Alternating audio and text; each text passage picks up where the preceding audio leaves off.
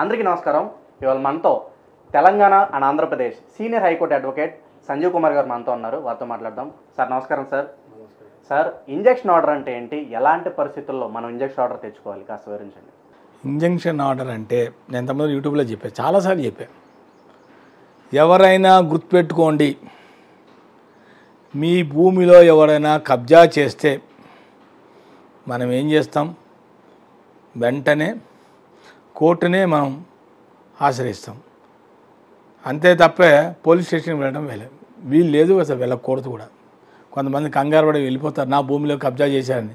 పొరపాటు అటు సైడే వెళ్ళకండి. మీరు డైరెక్ట్గా మీ యొక్క సమీప జ్యూరిడిక్షన్లో ఒక సివిల్ దావా వేయండి. ఆ దావాతో పాటు ఫస్ట్ అయితే ఒక ఆర్డర్ 7 వేయండి. Rule 1 and 2. ఆర్డర్ 7లో మీ ప్రాపర్టీ అయితే మీరు ప్లేంటిఫ్, మీ ప్రాపర్టీ ఎవరైతే కబ్జా చేయాలో డిపెండెంట్. దాన్ని అంటారు వాది ప్రతివాది. ఈ పిటిషన్తో పాటు ప్లెయింట్ అంటారు దీన్ని.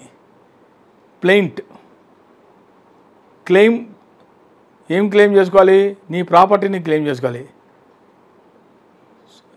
అది టైటిల్ డిక్లరేషన్ వేసుకోవాలి. Title declaration recovery of position.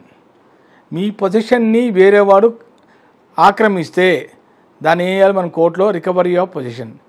ఇంకోటి చెప్తున్నాను, చాలామంది గుర్తుపెట్టుకోండి. చాలామంది ఏం చేస్తున్నారంటే ఒక 4-5 రిలీఫ్స్ అడుగుతున్నారు. 4-5 రిలీఫ్స్ అడిగినప్పుడు కోర్టు కూడా ప్రాపర్గా మీరు కోర్టు ఫీజు కట్టండి. టైటిల్ డిక్లరేషన్ దాని కోర్టు ఫీజు ఎంత చెప్పండి. ఇంజెక్షన్ ఆర్డర్ ఏదో కోర్టు ఫీజు ఎంత. ఇప్పుడు దేనికి అంత కొంతమంది ఏం చేస్తున్నారంటే ఓవరాల్గా కోర్టు ఫీజు రాసేస్తున్నారు. తప్పది.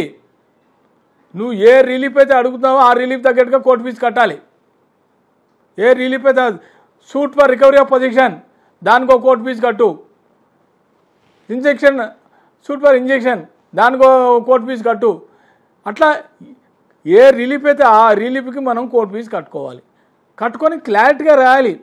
కాజ్ ఆఫ్ యాక్షన్లో కరెక్ట్గా మెన్షన్ చేయండి. మీరు ఏం అడుగుతున్నారు కోర్టుని, వాటి అరే ఏం అడుగుతున్నారు, మీకు ఏం కావాలి, మీకు ఏం రిలీఫ్ కావాలి, మీకు ఏమైంది, మీ ప్రాబ్లం ఏంటి, ఇవన్నీ రాయాలి. ఇవన్నీ పొందుపరచాలి. క్లారిటీగా రాస్తేనే కోర్టు కూడా క్లారిటీగా అర్థమవుతుంది. క్లియర్ కట్గా రాస్తేనే వాళ్ళకి ఏం రాశారో వాళ్ళకి క్లారిటీగా రావాలి కదా. ఇప్పుడు మనము రేపు పొద్దున ఆర్గ్యుమెంట్ చెప్తాం. ఆర్గ్యుమెంట్ చెప్పేది వాళ్ళ దగ్గర కాపీ ఉంటుంది, ఒరిజినల్ కాపీ వాళ్ళ దగ్గర ఉంటుంది. మనం జెరాక్స్ కాపీ తీసుకొని మనం ఆర్గ్యుమెంట్ చెప్తాం.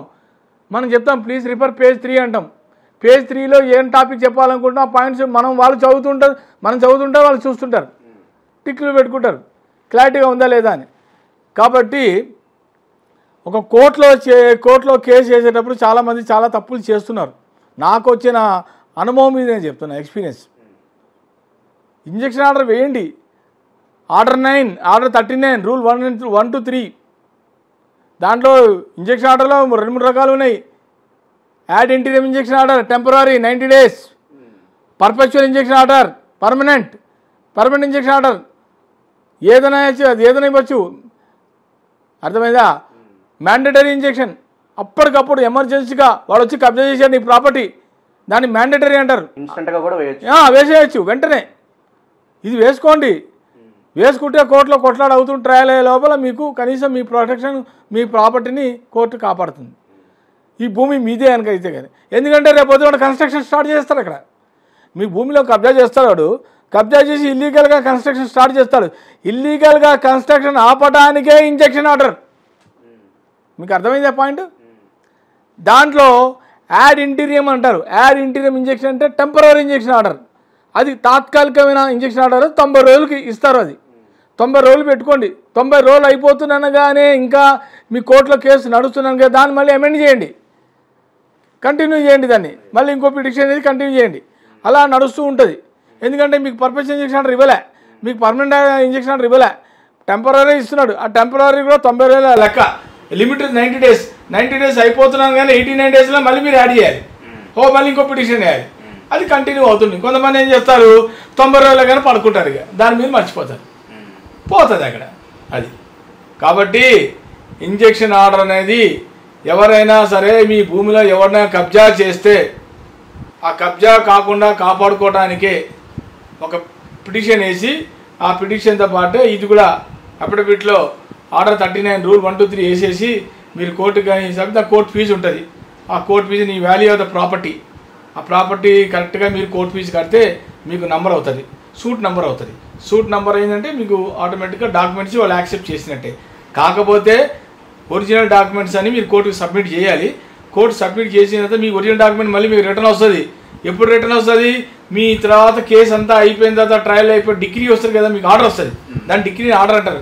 ఆర్డర్ మీకు కానీ ఎవరికి అనుకూలంగా వస్తే వాళ్ళకి వచ్చినప్పుడు మీ డాక్యుమెంట్స్ మళ్ళీ ఒక మెమో చేసుకోవాలి. అది కూడా మీరు కాదు, అడ్వకేట్ వేయాలి. అంతవరకు మీరు అడ్వకేట్ తీయకండి, వెంటనే డబ్బులు ఇవ్వాల్సి వస్తుంది. కొంతమంది కక్కువ డబ్బులు తీసేస్తారు అడ్వకేట్ని. అడ్వకేట్ని ఆఖరి వరకు ఉంచుకోండి, మీ కేసు అయ్యే వరకు ఉంచుకోండి. మీ మళ్ళీ డాక్యుమెంట్స్ మీకు మళ్ళీ చేతికి వచ్చేంత వరకు అడ్వకేట్ని పెట్టుకోవాలి. పెట్టుకుంటే మీకు ఎటువంటి ఇబ్బంది ఉండదు. దీని ఇంజెక్షన్ ఆర్డర్ అంటారు. సార్ మీరు రియాక్ట్ అయిన పద్ధతిలో తెలుస్తూ ఉంది, ఇంజెక్షన్ ఆర్డర్ అంటే చాలా మందికి అవగాహన లేకుండా చాలా మంది తప్పులు చేస్తూ ఉంటారు. సో మొత్తానికి ఇంజెక్షన్ ఆర్డర్ అసలు అంటే ఏంటి, దీన్ని ఏ సిచ్యువేషన్లో మనం ఇంజెక్షన్ ఆర్డర్ వేసుకోవాలనేది చాలా బాగా చెప్పారు సార్. సో మొత్తానికి ఇది ఇంజెక్షన్ ఆర్డర్ మీద మన కళానిధి గారితో మన డిస్కషన్. మరొక ఇంట్రెస్టింగ్ వీడియోతో మళ్ళీ కలుసుకుందాం.